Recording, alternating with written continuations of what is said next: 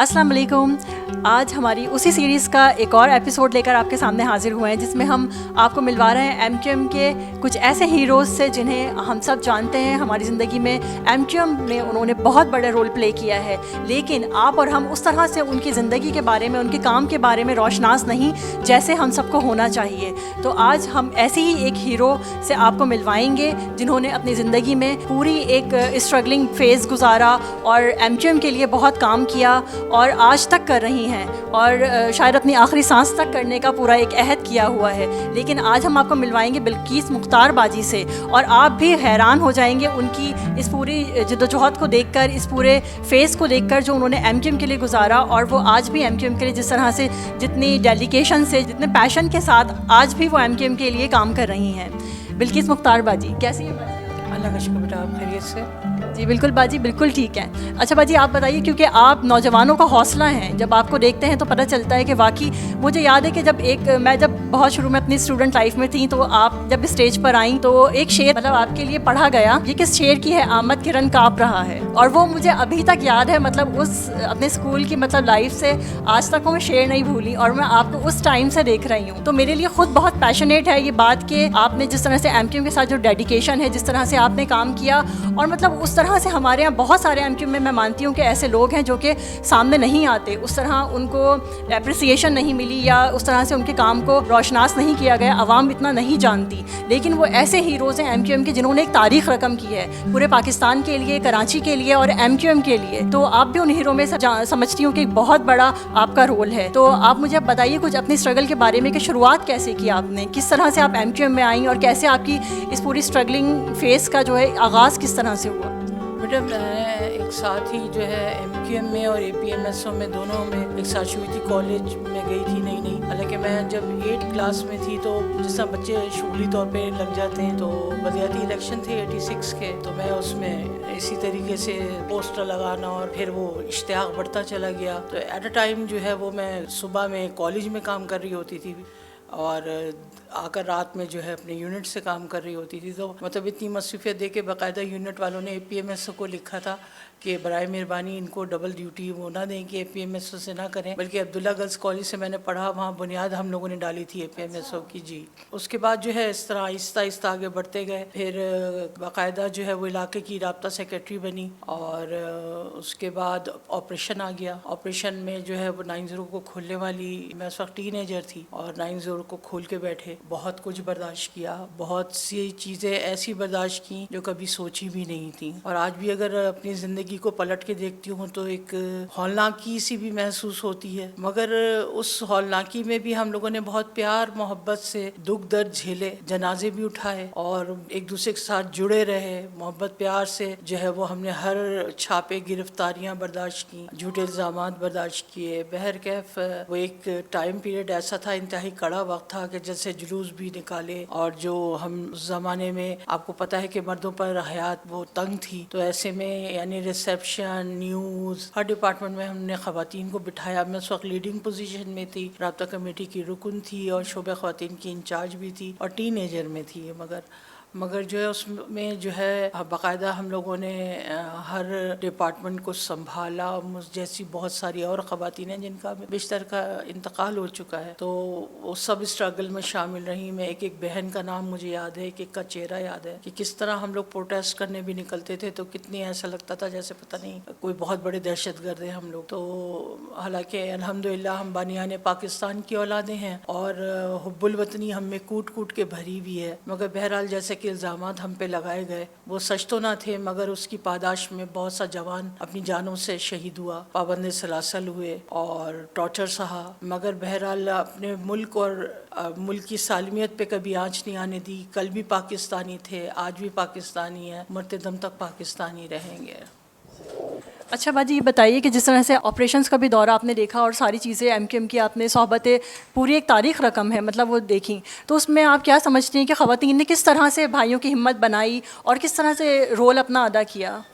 बेटा मैंने तो आपको बड़ा मुख्तसर सा बताया है, इतना बड़ा अरसा ऑपरेशन का, 92 से लेकर 2000 तक का जो टाइम पीरियड है, تھوڑا سا بیچ میں ٹائم پیریڈ بالکل بھائیوں کے حوصلہ ہوتا تھا کہ بہنیں ہیں اور وہ کر رہی ہیں، ان کی ذمہ داریاں سنبھال رہی ہیں. پہلے ہم لوگوں نے، ہماری جو عہد تھا اس زمانے میں وہ یہ تھا کہ بس اب ہمارے بھائی نہیں، مرنا ہے تو ہم نے مرنا ہے، جیلیں کاٹنی ہے تو ہم نے کاٹنی ہے، اور ہم نے ہر چیز، یعنی آپ یقین نہیں کریں گی، میں تلخ چیزیں ہیں ایسی ہیں کہ یقین کریں گے اگر میں یاد کرتی ہوں تو میری رات کی نیند اڑ جاتی ہے. مارچریز میں بھی جانا ایک ٹین ایجر لڑکی کا، اکیلے، کوئی اس کا مطلب اگر میرے ساتھ کچھ ہو جاتا تو کوئی نام و نشان بھی نہیں ملتا. مارچریز میں جانا، پوسٹ مارٹم دیکھنا، لاشیں وصول کرنا، اور جو ہے گرفتار ہیں تو ان کی دادسی کے لیے پہنچنا. کبھی ڈی سی آفس سے اس زمانے میں جو ہے مل جاتا تھا، وہاں جا رہے ہیں، ایک پیر سٹی کورٹ میں، ایک سیشن میں، ایک ہائی کورٹ میں، تو پورا دن بھاگتے دوڑتے بھوکے پیاسے گزرتا تھا. تو آف کورس جب بہنیں کام کر رہی ہوتی ہیں تو بھائیوں، جیسے ایک وقت آتا ہے بھائی کام کر رہے ہوتے ہیں تو ہم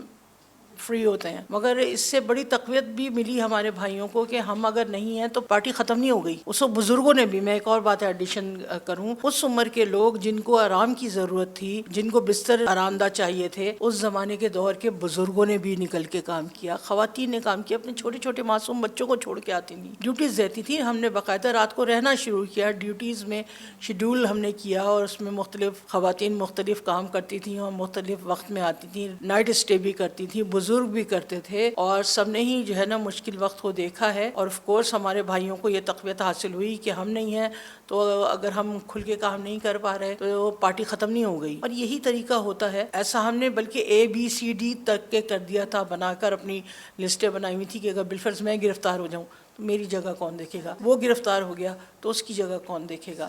تو ایسا سیٹ اپ کیوں نہیں، بھائیوں کو بھی اس وقت تقویت ملی کہ ہمارے بزرگ، ہمارے بھائیوں نے پارٹی کو ختم نہیں ہونے دیا. آج اگر ہم کام کرنے کے قابل نہیں رہے ہیں تو ہمارے حصے کا کام ہماری مائیں بہنیں بزرگ کر رہے ہیں. یہی وجہ ہے کہ جو جذبہ خواتین میں تھا، انہوں نے ہر مشکل، ہر مصائب اوقات میں جو ہے وہ پارٹی کو سنبھالا، ہمت دی، تقویت دی، اور اسی طرح سے جدوجہد کو آگے بڑھایا. تو باجی آج آپ کیا دیکھیں گی کہ آج جو حالات ہیں کراچی کے لیے، جس طرح سے ہمارے بھائی جو ہیں وہ شہید کیے جا رہے ہیں، بیٹے شہید کیے جا رہے ہیں ہمارے، آپ دیکھیں نا ٹارگٹ کلنگ کا ایک سلسلہ شروع ہو گیا ہے اب کراچی میں، صرف راہزنی کے واقعات نہیں رہے اب. تو اس کے حوالے سے آپ کیا کہیں گی؟ اگر آج کے دور کو ہم لنک کریں تو اب وہ خواتین کا وہ جذبہ اب کیوں نہیں آ سکتا؟ اب یہ عوام میں کس طرح سے وہ جذبہ بیدار کیا جائے کہ آج وہ عوام پھر MQM کے ساتھ کھڑی ہو، پھر مصطفیٰ کمال کے ساتھ کھڑی ہو، پھر خالد مقبول صدیقی کے ساتھ کھڑی ہو، پھر فاروق ستار کے ساتھ کھڑی ہو، تمام ہمارے ان رہنماؤں کے ساتھ آج بھی اسی طرح سے ہماری خواتین ہاتھ مضبوط کریں. کیونکہ دیکھیں جن ماؤں کے بیٹے چلے جاتے ہیں ان کے دکھ سے بڑا کوئی دکھ نہیں ہوتا. اور جس طرح سے ابھی ارتقا معین اور دوسرے بہت سارے ایسے بیٹے ہیں، 70 سے زائد ایسے جوان لڑکے ہیں جن کی آج کی پریس کانفرنس میں مصطفیٰ کمال بھائی نے بھی نشاندہی کی، اور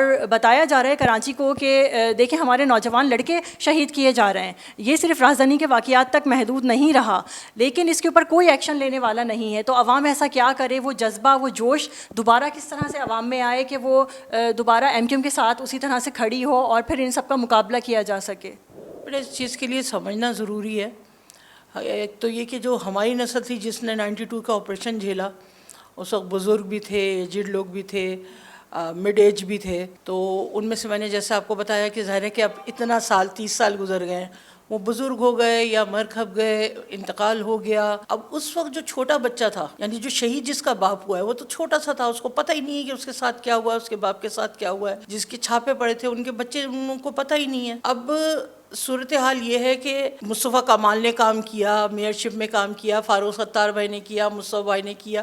تو بچے تو یا تو پیدا ہی نہیں ہوئے تھے یا انہوں نے دیکھا ہی نہیں ہے وہ سین، وہ چیزیں جو اپنے بل بوتے پر جو ہے جس طریقے سے مصطفیٰ بھائی نے کام کیا. اب صورتحال یہ کہ آپ بالکل صحیح فرما رہی ہیں، یہ باقاعدہ چھینا جھپٹی نہیں ہے، باقاعدہ ہنرمند لڑکوں کو یعنی دیوار سے لگانے کا عمل جاری ہے، اور باقاعدہ ایسے پڑھے لکھے سوچے سمجھے لوگوں کو ڈکیتی کی شکل دے کر کہ جی وہ راہزنی ہوئی ہے، اور اس کی شکل دے کر ٹارگٹ کلنگ کی جا رہی ہے.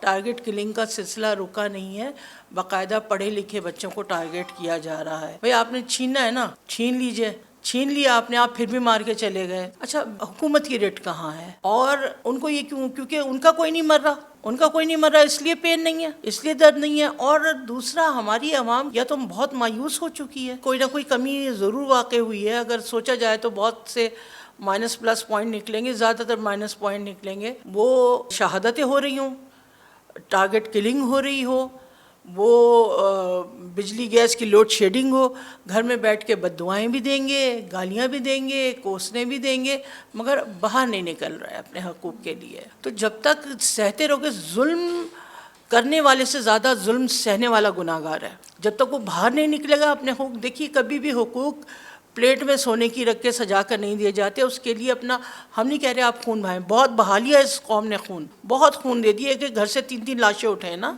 مگر پسینہ تو بہاؤ اپنا، باہر تو نکلو، اپنے حق کے لیے آواز تو اٹھاؤ نا. آپ کے حق کی آواز کے لیے ہم حاضر ہیں، ہم لیڈ کریں گے، جو کچھ ہوگا ہم برداشت کریں گے، مگر آپ آؤ تو صحیح، باہر نکلو اور باہر نکل کے اپنے حقوق کے لیے جد و جہد کرو. تبھی جو ہے آپ کے مسائل حل ہوں گے. کیونکہ بیٹھے بٹھائے تو یہاں گدوں کی طرح معذرت کے ساتھ بیڈ ورڈ یوز کر رہی ہوں، ہر کوئی کراچی کو نوچنے کے لیے تو تیار بیٹھا ہوا ہے، حقوق دینے کے لیے کوئی تیار نہیں ہے. تو جب حقوق مانگے سے نہ ملیں تو پھر چھیننے پڑتے ہیں. جی بالکل باجی، کیونکہ 15 سال سے ہم دیکھ رہے ہیں کہ پیپلز پارٹی کی حکومت یہاں ہے، لیکن انہوں نے کراچی کو کیا دیا، سندھ کو کیا دیا. سندھ کی بدحالی ہم سب کے سامنے ہے اور کسی نے کوئی کام نہیں کیا. صرف MQM ہی وہ واحد جماعت ہے جو کہ سندھ کے مسائل پر، کراچی کے مسائل پر آواز اٹھاتی آئی ہے اور ابھی بھی آواز اٹھا رہی ہے. تو کہ پیپلز پارٹی والے کیوں نہیں سنتے؟ کوئی بھی اس پہ ایکشن لینے کے لیے تیار نہیں ہے. کوئی لا انفورسمنٹ ایجنسیز، کوئی پولیس، کوئی محکمہ اس کے اوپر آپ کو آنسریبل نہیں ہے، کوئی اس کو سننے کو تیار نہیں ہے. حالانکہ MQM پے در پہ اس پہ کئی جو ہے وہ پریس کانفرنسز بھی کر چکی ہے، کئی مظاہرے بھی کیے جا رہے ہیں، لیکن کوئی اس پہ آواز سننے کو تیار نہیں ہے. میں نے کہا نا کہ اگر آپ یہ دیکھنے کے لیے بیٹھو کہ کون سی چیزیں کیوں برباد ہیں اور کیسے صحیح ہو سکتی ہیں. دیکھیں پولیس بے حس، کرپٹ، خود ان کے ہاتھوں نظروں کے نیچے ان کی سرپرستی میں جوئے کے اڈے بھی چل رہے ہیں، منشیات فروشی بھی ہو رہی ہے. کیسے علاقے کے اندر کوئی ڈکیتی کر کے چلا جاتا ہے، ہر جگہ CCTV کیمراز لگے ہوئے ہیں، ان کی سرپرستی ہوتی ہے. دوسری بات، اس کا مقامی پولیس جب تک نہیں ہوگی، مقامی پولیس جب تک نہیں ہوگی، انہی شہروں میں سے رہنے والے، یہیں کے ڈومیسائل والے، اوریجنل ڈومیسائل، نقلی ڈومیسائل نہیں، اوریجنل ڈومیسائل والے جب پولیس میں بھرتی ہوں گے، رینجرز میں بھرتی ہوں گے، تبھی نظم و نسق انتظام صحیح ہو سکے گا. اور رہی بات پیپلز پارٹی کو کیوں حص نہیں ہے، میں نے کہا نا کہ خوف خدا نہیں رہا ہے، اللہ کا خوف نہیں رہا ہے، اپنا سب کچھ دین ایمان نوٹ بنا لیے ہیں. اور یہ خوف ہی نہیں ہے کہ آج اگر ہمارا گھر جل رہا ہے تو بے فکر رہو، پھر یہ آگ تمہارے گھر تک بھی پہنچے گی. تو بہتر یہ ہوتی ہے کہ پہلے گھر کی آگ بجھا دی جائے نا، تو پھر آگ بڑھ کر دوسرے گھر تک نہیں جاتی. تو ان لوگوں کو تو یہ سوٹ کرتی ہے، یہ چیز بڑی سوٹیبل ہے ان کے لیے کہ کراچی کسی نہ کسی طرح برباد ہوتا رہے. حالانکہ جو جنریٹ کر کے دے رہا ہے، 72% سے زیادہ ریونیو جنریٹ کر کے دے رہا ہے. وہ بچہ جو کماتا ہے اس کا تو گھر میں زیادہ خیال رکھا جاتا ہے، کپڑے بھی استری کیے جاتے ہیں، وقت پہ کھانا دیا جاتا ہے، لنچ باکس بھی بنا کے دیا جاتا ہے. یہاں الٹی گنگا بہہ رہی ہے کہ جس شاخ پہ بیٹھے ہو اسی کو کاٹ رہے ہو. اچھا باجی، ماشاءاللہ 4 دفعہ آپ MPA رہیں، ٹھیک ہے، 4 دفعہ اللہ تعالیٰ نے آپ کو یہ موقع دیا. MQM کے پلیٹ فارم سے آپ نے ریپرزینٹ کیا کراچی کی عوام کو، پورے پاکستان کی عوام کو. تو آپ مجھے بتائیے کہ پہلے کے جب آپ پارلیمنٹ میں گئی تھیں اس کے حالات میں کیا فرق تھا، اور اب آپ کیا اس میں امپروومنٹ دیکھ رہی ہیں یا حالات پستی کی طرف جا رہے ہیں؟ کیا آپ کو فرق نظر آ رہا ہے؟ دیکھیں بالکل حقیقت پسندانہ اگر گفتگو کروں تو وہی چال ہے پیپلز پارٹی کی 15 سال سے حکومت میں ہونے کے باوجود. وہی چال ہے کہ نہ مانوں، میں نہ مانوں، اور ان کو جو بولو اچھے اچھے جواب دے دیتے ہیں. میں نے کہا کہ خوف خدا نہیں ہے.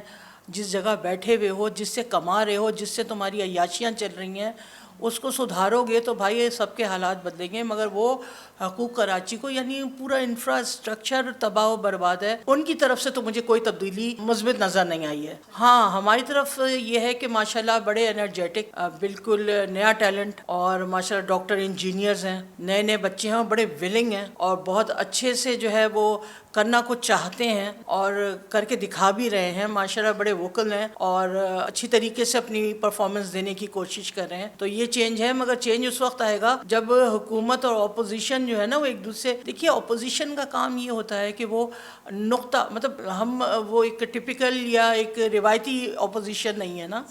ہم روایت شکنی یہ ہے کہ ہم جو کام اچھا کرتے ہیں، اگر کوئی گورنمنٹ اگر کرے تو ہو اس کو سراہتے بھی ہیں. مگر یہ کہ نا اپوزیشن کا کام یہ ہوتا ہے کہ وہ پوائنٹ آؤٹ کرتی ہے کہ یہ غلط ہو رہا ہے. مگر پیپلز پارٹی والے اس کو ذاتی انا بنا لیتے ہیں نا, اور پھر اس پہ ڈھٹائی کے ساتھ جو ہے وہ کار فرما ہو جاتے ہیں کہ مطلب ہم نے کر کے دینا ہے, ہم نے تو کرتے رہنا ہے, تم کتنا بھی چیخ لو. مگر جو نا اچھی حکومت جو ہوتی ہے وہ long term, short term, mid term policies بناتی ہے, اور اگر پوائنٹ آؤٹ کوئی کر رہی ہے اپوزیشن تو اس کے اوپر غوص کرتی ہے اور کہتی ہے کہ بھئی یہ کیوں ہو رہا ہے. اگر انہوں نے پوائنٹ آؤٹ کیا ہے تو شرمندگی محسوس اظہار کریں نہ کریں, اس چیز کو صحیح کرنے کی کوشش کرتے ہیں. مگر ایسا نہیں ہے اسمبلی میں, انفارچونیٹلی نہیں ہے. اچھا بلقیس باجی ایک بات بتائیے کہ ایم کیو ایم کی پورا اسٹرگلنگ فیس آپ نے گزارا ہے, ایم کیو ایم کو پورا شروع سے لے کر اب تک 2024 تک آپ دیکھتی ہوئی آئی ہیں, تو ایم کیو ایم اب ہم کہہ رہے ہیں کہ بہت متحرک, منظم اور منفرد ایم کیو ایم ہے ہمارے سامنے, تو آپ کو کیا منفرد بات اس وقت نظر آتی ہے ایم کیو ایم میں؟ اس کے لیے مجھے کافی لمبا ٹائم چاہیے ہوگا بولنے کے لیے. دیکھیے منفرد یہ کہ جو ایلیمنٹ ہمیں جو الزامات تھے ہم پہ, جو داغ دھبے لگے ہوئے تھے, الحمدللہ روز بروز جو ہے ایم کیو ایم وہ ان چیزوں کو دور کرتی جا رہی ہے, کلین کرتی جا رہی ہے. جو ماضی میں غلطیاں انسان ہیں, انسانوں پہ محیط جو ہے یہ پارٹی ہے, غلطیوں کا امکان رہتا ہے, مگر اپنی غلطیوں سے ایم کیو ایم سیکھ رہی ہے اور اس کو ختم کرتی جا رہی ہے نا. آج بھی جتنا ایم پی ایس کو جو ہے کام لے رہے ہیں عوام کا, اختیارات نہ ہوتے ہوئے, آپ کو پتہ ہے سیٹ اپ نیچے جماعت اسلامی, اوپر پیپلز پارٹی, بیچ میں ہم سینڈوچ بنے ہوئے, مگر وہ ظاہر ہے کہ اصولی موقف پہ ایسا ہوا, اصولی موقف اختیار کیا. بہرکیف ان حالات میں رہتے ہوئے بھی ایم کیو ایم اپنی ماضی کی اور حال کی جو کمزوریاں تھیں ان کو دور کر کے, ان سے سیکھ کر بہت کچھ چینج لا رہی ہے, اور انشاءاللہ تعالیٰ عوامی پذیرائی ہوگی, عوامی طاقت ساتھ ہوگی, تو آپ دیکھیں گے کہ انشاءاللہ تعالیٰ یہ آج کی ایم کیو ایم آنے والے کل کی بہترین ایم کیو ایم ہوگی. کیا پیغام آج دینا چاہیں گی آپ نوجوان نسل کو جو آپ کا پروگرام دیکھ رہے ہیں یا آپ کو سن رہے ہیں؟ آپ کا بہت ہی ویلڈ اور بہت ہی اچھا کوشچن ہے. آج کا نوجوان جذباتی نعروں میں جو پچھلے ٹینیور میں آ گیا تھا تبدیلی کے, اور سمجھتا ہے کہ یہی صحیح ہے, میں ان بچوں کو کہتی ہوں کہ آپ پڑھو ذرا سا ایم کیو ایم کی تاریخ کو اور پھر فیصلہ کرو. آپ اس وقت بچے تھے جب ایم کیو ایم نے آپ کے حقوق کے لیے, آپ کے فیوچر کے لیے, آپ کے آنے والی کل کے لیے اپنی جانیں دی ہیں, لاشیں اٹھائی ہیں. تو کسی جذباتی نعروں میں نہ آئے. اور کیا دیا 5 سال میں, کوئی مجھے ہی پرسنلی جواب دے دے کہ ان پچھلے 5 سالوں میں کس نے کیا کر کے دیا کراچی کے لیے. اور جذباتی نعروں میں آنے کے بجائے جو جہاں ہے, اور سب سے بڑی بات میں کہوں گی طالب علموں سے, خدا را علم کو حاصل کیجئے, ہنرمند بنیے, اور جہاں بھی کہیں ہیں اپنی ورتھ کو محسوس کریں, اپنی سیاسی قوت کو محسوس کریں اور اس سے منسلک رہیں, کیونکہ آپ آنے والی کل کی ایم کیو ایم ہے. کیا پتہ آپ میں سے کس کو لیڈرشپ لینی پڑے, کیا پتہ آپ کو بھاگ دوڑ سنبھالنی پڑے. آپ کسی قابل ہوں گے, منسلک رہیں گے پارٹی سے, جذباتی نعروں میں نہ آئیں, کوئی بھی نہیں کریں گے, اپنے ہی اپنوں کے کام آتے ہیں. کوئی اسلام آباد سے بیٹھ کر کراچی کے مستقبل کو نہیں بدل سکتا, یہاں رہنے والا ہی کراچی کے حالات کو تبدیل کر سکتا ہے.